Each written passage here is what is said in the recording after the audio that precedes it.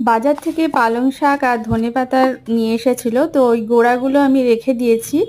আর টবের মাটি আমি রেডি করে নিয়েছি, আর এর মধ্যে একটু জল দিয়ে ভিজা করে নিয়েছি, যাতে খুব তাড়াতাড়ি এই শেকড়গুলোকে আমি পুঁতে দিতে পারি। তো এভাবে আমি সব শেকড়গুলোকে এভাবে পুঁতে পুঁতে দিচ্ছি, খুব সহজে এটা হয়ে যাচ্ছে।